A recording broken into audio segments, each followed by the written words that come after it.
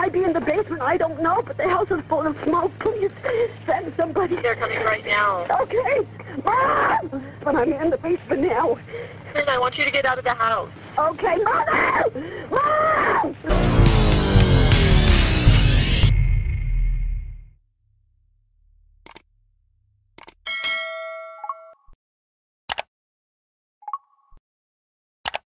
Penasaran tiap kali aku pakai lashes merek apa? Aku pakai magnetic lashes dari Ahura Lash dan itu gampang banget dipakai karena ada magnet kecil di bulunya, otomatis nempel di eyeliner kamu. Dan Ahura Lash magnetic lashes ini ringan banget loh di mata, bulunya juga natural banget. Ini tuh bisa dipakai ulang berpuluh-puluh kali loh. Dan khusus bulan ini ada diskon besar-besaran di Shopee Ahura Lash. Cek ya linknya di description box di bawah. Hiya, I'm so happy to see you here.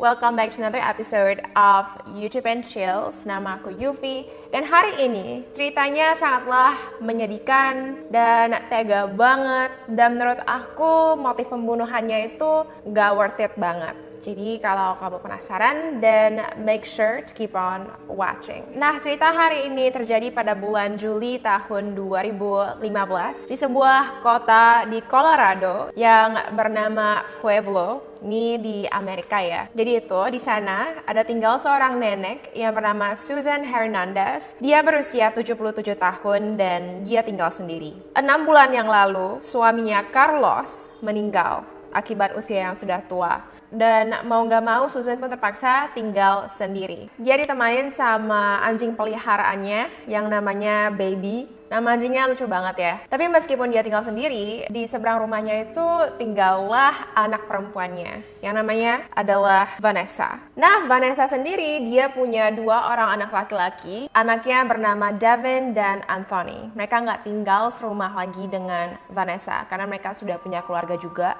Susan ini dia punya 7 orang anak dan salah satu anak terdekatnya bernama Katrina. Katrina ini nggak tinggal di Pueblo ya, tapi dia itu selalu telepon ibunya setiap hari untuk ngobrol, untuk cek lah ya apakah ibunya itu baik-baik aja. Jadi biasanya setiap pagi begitu dia bangun, dia tuh bakal langsung telepon mamanya dan dia langsung bakal tanya kayak, oh kamu tidurnya nyenyak atau enggak dan sebagainya. Nah di bulan Juli itu ketika dia telepon ibunya dan dia tanya, Ma gimana kamu bisa tidur atau enggak gitu kan, normal conversation. Dimana ibunya si Susan bilang kepada Katrina, aku tuh nggak bisa tidur karena atap rumah aku kan rusak. Nah aku stres aja gitu loh, aku takut kalau misalnya nanti ada perampok masuk atau nanti hujan itu deras banget, airnya masuk ke dalam rumah, aku stres banget. Padahal aku udah suruh cucu aku si Anthony itu buat betulin, tapi dia belum betulin juga gitu kan. Si Katrina pun yang tahu informasi itu,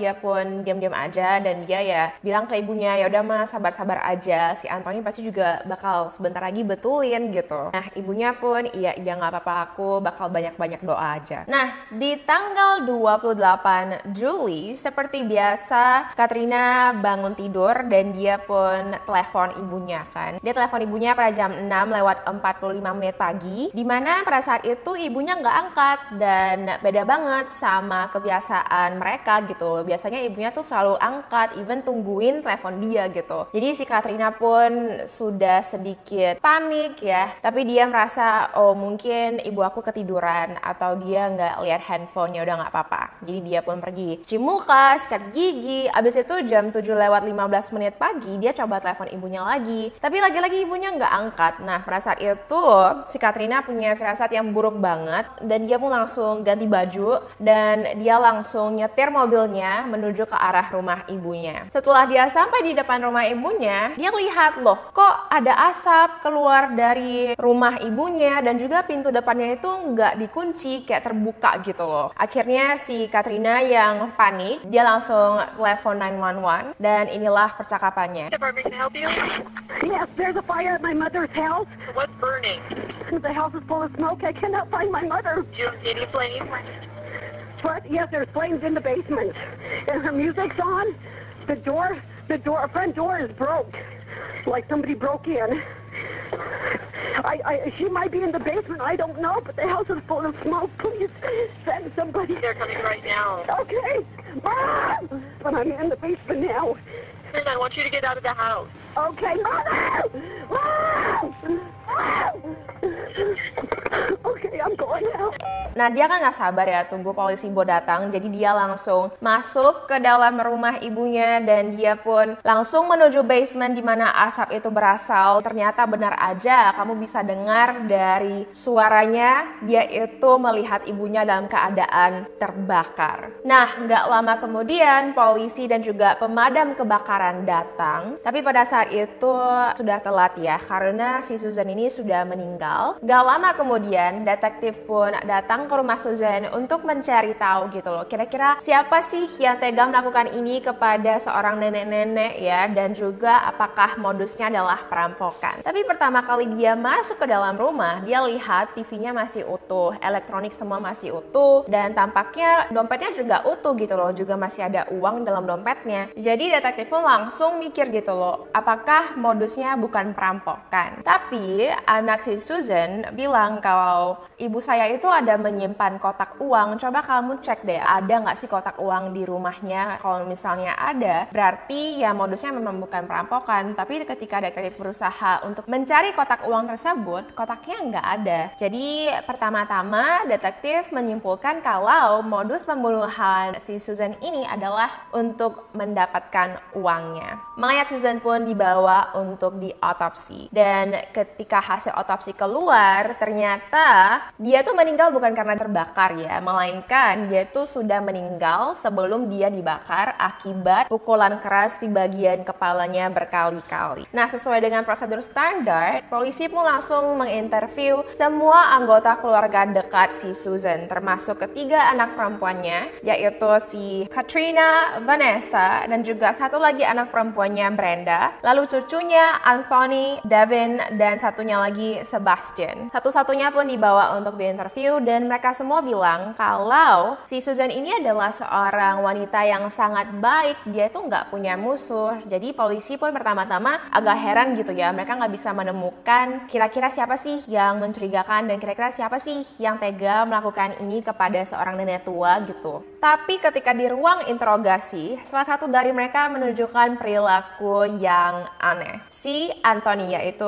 cucu Susan ya. Sebelum detektif masuk ke dalam ruang interogasi, si Anthony ini dia lihat ke atas. Dia lihat kalau arah kamera itu menunjuk ke dia gitu. Jadi dia pun langsung memindahkan kursinya dan dia duduk tanpa berhadapan dengan kamera, seolah-olah supaya kameranya itu nggak bisa nangkap ekspresi dia ataupun raut wajahnya gitu. Nah, setelah itu dia menerima telepon ya, dimana dia pun nangis. Dia bilang, aku nggak percaya, siapa sih yang tega melakukan ini kepada nenek aku? Ini tuh situasi yang sangat buruk banget. Dia nangis-nangis gitu. Nah, setelah dia tutup telepon, dia telepon lagi seseorang, mungkin temennya gitu ya. Dia pun bilang lagi kalau, oh my god, tega banget orang yang melakukan ini kepada nenek aku gitu-gitu. Pokoknya dia ekspresinya tuh sedih banget, dan kelihatan seperti memang cucu yang peduli sama neneknya gitu. Sebelum detektif menginterview si Anthony, detektif ini kan sudah menginterview si Brenda, yaitu tante si Anthony, termasuk Katrina yang paling dekat ya sama Susan. Jadi si Katrina ini bilang kalau iya, jadi beberapa hari yang lalu ibu aku itu dia stres. Dia bilang kalau aku stres banget ya, Anthony itu kenapa nggak betulin atap rumah aku, padahal aku udah kasih dia uang 8.000 US dollar untuk membeli material untuk betulin atap rumah aku, tapi dia nggak datang-datang juga. Dan ketika aku tanya, dia asik ngelak-ngelak gitu, kayak seakan-akan dia nggak gitu mau untuk betulin atap rumah aku gitu kan. Ketika giliran Anthony, detektif langsung tanya gitu kepada dia kayak, oh benar nggak sih si Susan itu ada suruh kamu betulin atap rumahnya? Betul nggak sih dia kasih kamu uang 8.000 US dollar? Apakah kamu sudah beli materialnya? Si Anthony dengan santai dia bilang kalau iya, aku udah beli materialnya, tapi aku belum betulin aja gitu. Jadi detektif pun tanya gitu, oh kamu beli dari mana? Kamu beli di toko mana gitu kan? Si Anthony tiba-tiba dia kayak agak bingung gitu loh jawabnya. Dia nggak kasih jawaban yang lurus. Dia cuma bilang, aku nggak ingat inget aku beli dari mana. Nah, ini pun langsung membuat detektif yang menginterogasi ataupun menginterview Anthony jadi sedikit curiga ya. Kayak ini adalah pertanyaan yang simple aja, kenapa kamu sekarang jadi kelihatan nervous gitu loh. Selain itu, detektif juga mendapatkan informasi dari sistem kantor polisi ya. Kalau Anthony ini sudah pernah berkali-kali masuk ke penjara dan juga diadili karena dia itu suka mencuri dan juga melakukan tindakan kriminal yang kecil-kecilan gitu lah. Nah, detektif pun langsung tanya, apakah kamu ada hubungannya dengan apa yang terjadi kepada nenek kamu? Langsung respon Anthony adalah,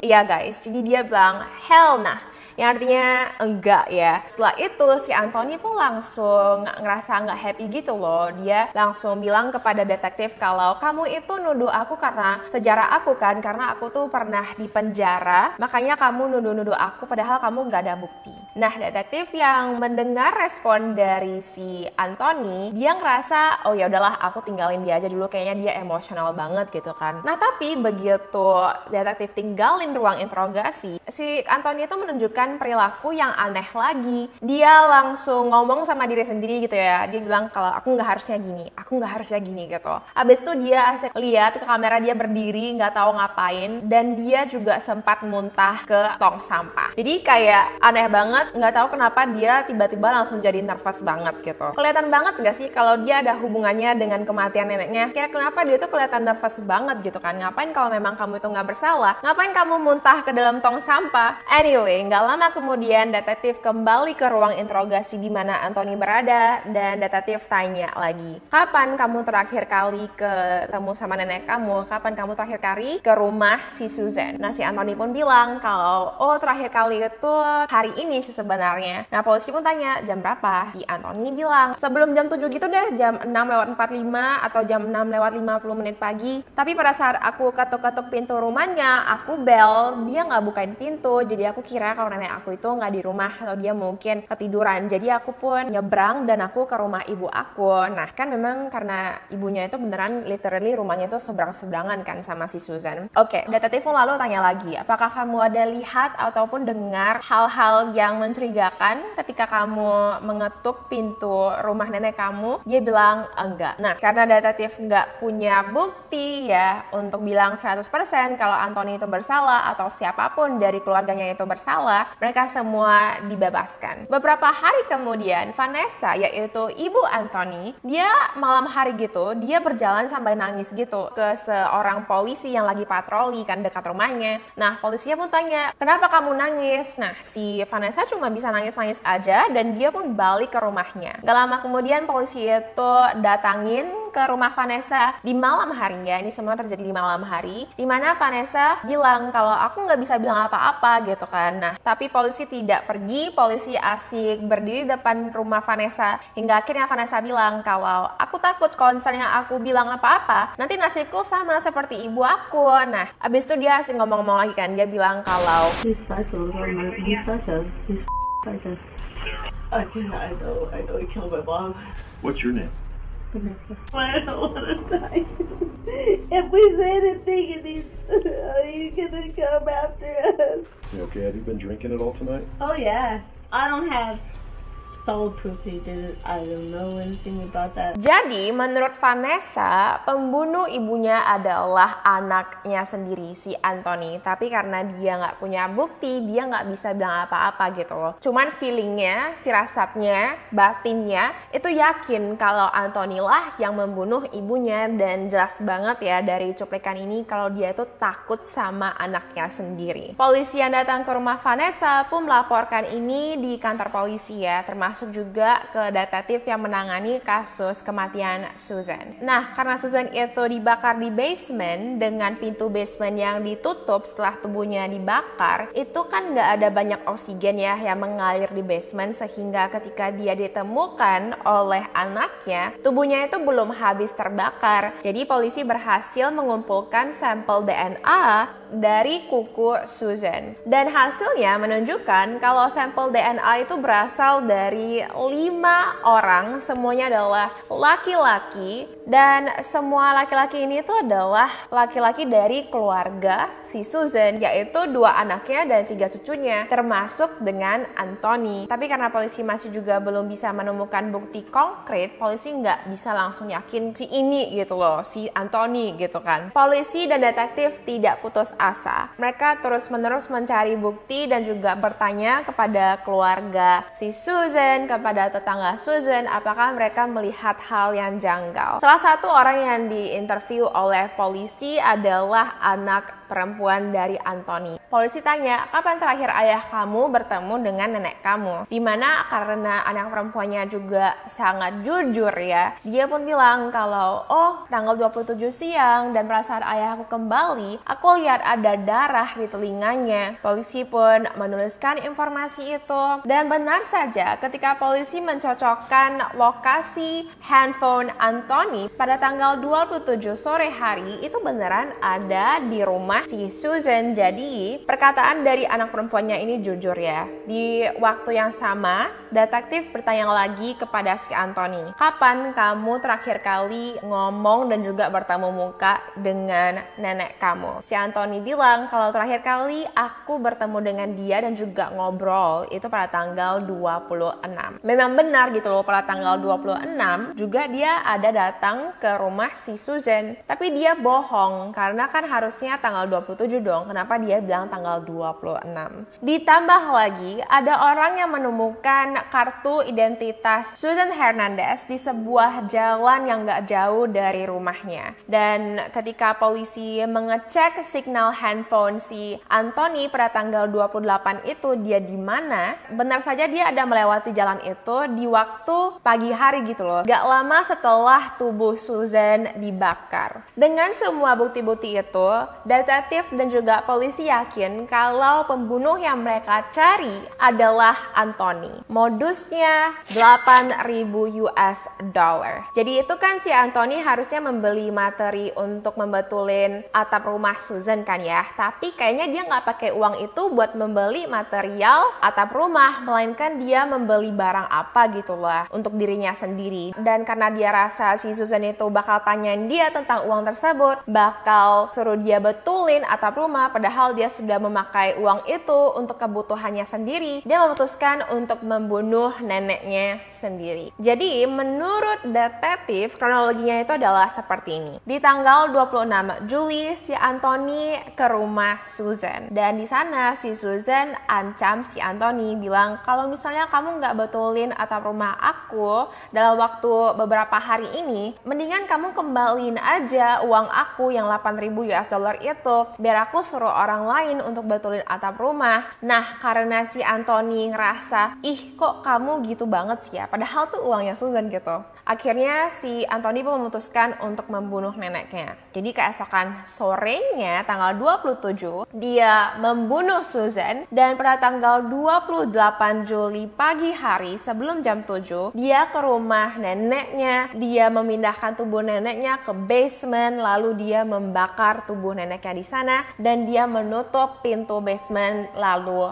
pergi. Nah, akhirnya 4 bulan setelah Susan dibunuh, Anthony pun ditangkap. Persidangan berlangsung selama 2 minggu dan Anthony mendapatkan hukuman penjara sampai dia meninggal. Aku mau tunjukin ke kamu ya satu lagi video dari polisi yang menunjukkan kalau Anthony itu sangat-sangatlah sedih gitu. Anthony walks up to me and he says, "I'm so sorry, Auntie Brenda." Kamu bisa lihat di sini ya, dia tuh sedih banget. Dia tuh sampai meluk tantenya dan dia bilang, "Oh my god, aku minta maaf banget. Siapa sih yang tega lakuin ini sama nenek aku?" gitu kan. Nah, jadi dari sini kita bisa lihat gitu kalau Anthony itu dia pertama pintar banget aktingnya. Kedua, dia itu psycho banget. Kayak jelas-jelas dialah yang baru aja membakar neneknya, tapi dia malah bisa menangis-nangis dan dia malah bisa kelihatan kelihatan sedih banget, seakan-akan ya dia terkejut banget gitu loh. Jadi beneran A+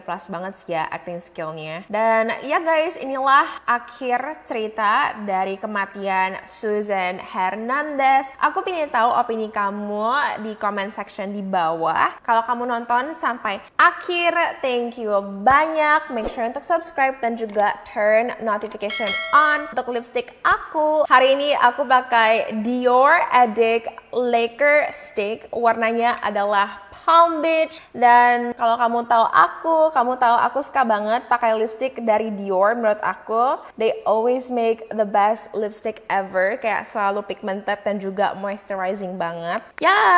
Thank you so much for watching. I love you all and I will see you in my next video. Bye!